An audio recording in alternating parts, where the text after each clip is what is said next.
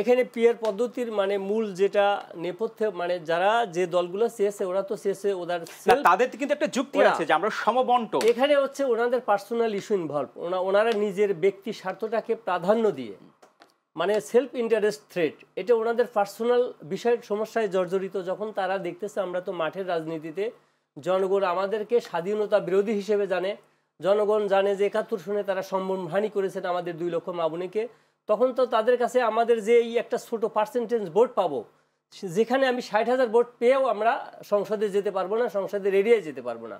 তাহলে পিআরের মাধ্যমে যদি আমরা 20% ভোট পাই সেই ক্ষেত্রে আমরা ৬০টা সিট নিয়ে সংসদে যাব।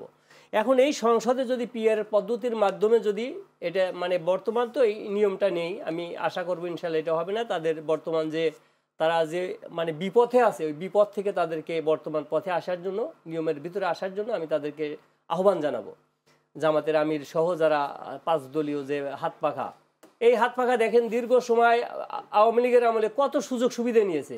তিনি বাইতুল মোকাররম থেকে নির্বাচন প্রতিহত করবে বলে ডিক্লেয়ার দিলেন, কিন্তু পরবর্তী টাইমে কিন্তু সে বের হয় নাই, ওখানে নামাজ পড়ছে, সব কিছু করছে, করার পরে ওখান থেকে সে একটা মানে বিবৃতি দিয়ে ওখান থেকে বিদায় নিছে। আমি একটু যুক্ত করতে চাই, বিএনপির সিনিয়র যুগ্ম মহাসচিব রুহুল কবির রিজভী তিনি কিন্তু বলেছেন যে বিগত সরকারের আমলে হাত পাখা দিয়ে বাতাস করা হয়েছে বিগত সরকারকে, এরকম একটা কথা বলেছেন তারা। এখন এই প্রশ্নটাই তো বাংলাদেশের যে প্রেক্ষাপট, এখানে হচ্ছে স্বৈরাচারী হাসিনাকে যে দলটা আওয়ামী লীগ সেই দলটাকে নিষিদ্ধ করা হলো, সেম একটা দল জাতীয় পার্টি যে দলের সহযোগিতা ইন্ডিয়া থেকে এসে জিএম কাদের সাহেব কি বললেন যে ওখানে কি হয়েছে সেটা তিনি বাংলাদেশের জনগণকে জানতে দিবে না, বলবে না। তার মানে ওখানে যে সে সিট আসন ভাগাভাগি করে আসলেন যে তিনি বিরোধী দল হবেন বা মন্ত্রী হবেন, পর্যটন মন্ত্রী হবেন বা অমুক হবেন। যে দেশে এই ধরনের লোকের কোনো বিচার হলো না এখন পর্যন্ত। হ্যাঁ, এখানে আমাদের বাংলাদেশের যে অন্তর্বর্তী সরকার আছে এটা আমি মনে করবো এটা এদের নেগলেন্সি।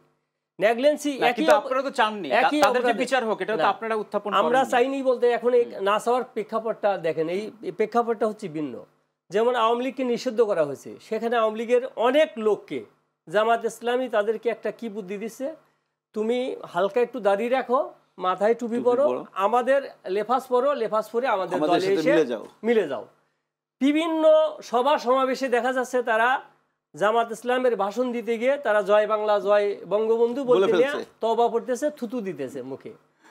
এই যে রাজনীতি, এই অপরাজনীতি থেকে জামাত ইসলামকে ওখান থেকে বের হয়ে আসতে হবে। জনগণের ম্যান্ডেট বুঝতে হলে জনগণের যে আশা আকাঙ্ক্ষা সেটা ধারণ করতে হবে, তারা কি চায় তাদের কাছে যেতে হবে। এবং ৭১ যুদ্ধের জন্য ওরা সর্বপ্রথম বাংলাদেশের জাতীয় যারা আপামর জনসাধারণ আছে তাদের কাছে ক্ষমা চাইতে হবে এবং বহির্বিশ্ব যারা আছে তাদের প্রত্যেকের কাছে ক্ষমা চাইতে হবে।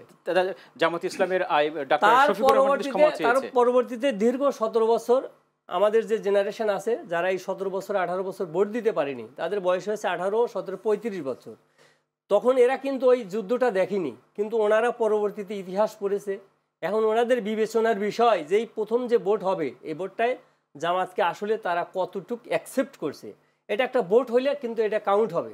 আর ওনারা যে এখন দীর্ঘ এই ডাকসু নির্বাচনের উপর বেস করে বলতেছে তারা সরকার গঠন করবে, এই ডাকসুতে অনেক ইতিপূর্বে দেখেন ভিপি হয়েছে, জিএস হয়েছে, যারা জীবনে একজন মেম্বারও হইতে পারে নাই বা চেয়ারম্যানও হইতে পারে নাই। সেই ক্ষেত্রে আমি ওনাদেরকে আহ্বান জানাবো যে আমরা আসুন, আমাদের বাংলাদেশ জাতীয়তাবাদী দল ৩১ দফা আমাদের দেশনায়ক তারেক রহমান যে ঘোষণা করেছেন এই ঘোষণা আমরা, এবং তিনি বলছেন বাংলাদেশ জাতীয়তাবাদী দল যদি সংখ্যাগরিষ্ঠতার মাধ্যমে সুষ্ঠু এবং সুন্দর নির্বাচনের মাধ্যমে যদি নির্বাচনে আমরা সরকার গঠন করতে পারি সেই ক্ষেত্রে আমরা জাতীয় সরকার গঠন করব। এই জাতীয় সরকারের ভিতরে কিন্তু যে আমাদের বিরোধী দল থাকবে না তা না, আমাদের সেখানে তাদেরও আহ্বান থাকবে এবং এই সকলে মিলে আমরা দেশটাকে সুন্দর করব। পরবর্তী আইন আমরা শেষ পর্যায়ে চলে এসেছি, আপনাকে ধন্যবাদ। যদি একটু যুক্ত করতে চাই 30 সেকেন্ডের মধ্যে, আমি একটু যুক্ত করতে চাই যে পেয়ার পদ্ধতি নিয়ে যারা বর্তমানে জামাত ইসলাম সহ আরও কিছু সংগঠন, যে হাত পাখা মার্কা একটা সংগঠন আছে, তারপরে কিছু মানে বক্তা আছে যেগুলো দেখি তারা পেয়ার পদ্ধতি নিয়ে অনেক কথা বলে এবং তাদেরকে আমরা কখনো দেখি নাই টিভিতে বা কোনো রাজনীতির মঞ্চে কথা বলতে, কিন্তু ইদানিং তারা পেয়ার পদ্ধতি নিয়ে খুব জোরালোভাবে কথা বলে। তারা যুক্তি দেয় যে পেয়ার পদ্ধতি গণতান্ত্রিক পদ্ধতি। আসলে আমার যুক্তিতে পেয়ার পদ্ধতি কোনো গণতন্ত্র, এটা তো অগণতান্ত্রিক পদ্ধতি। গণতান্ত্রিক পদ্ধতি সেটাই হবে যেটা আমাদের ধারাবাহিকভাবে জাতীয় নির্বাচন হয়েছে, যেখানে নাকি আমরা মার্কা এবং প্রার্থীকে পছন্দ করে ভোট দিছি, ভোটে যারা জয়যুক্ত হয়েছে জনগণের ভোটে, সেই হলো আসল মানে প্রতিনিধি, তাকেই আমরা প্রতিনিধি হিসেবে আমরা একদম মানতে শেষ চাই। পর্যায়ে চলে এসেছি। আপনাদের দুইজনকে অসংখ্য ধন্যবাদ আজকে আয়োজনে আসবার জন্য। আপনাকেও অনেক অনেক ধন্যবাদ। বাংলাদেশ জাতীয়তাবাদী দল এবং আমার নির্বাচনী এলাকা সিরাজগঞ্জ 6-এর সাধারণ মানুষের পক্ষ থেকে চ্যানেল এস-এর সমস্ত কুশলীদেরকে সাদর সম্ভাষণ জানাচ্ছি। দর্শক, আপনার অনুষ্ঠানের একদম শেষ পর্যায়ে চলে এসেছি। আগামী অনুষ্ঠান দেখবার আমন্ত্রণ জানিয়ে আজকের মতো এখানে শেষ করছি। সবাইকে অসংখ্য ধন্যবাদ।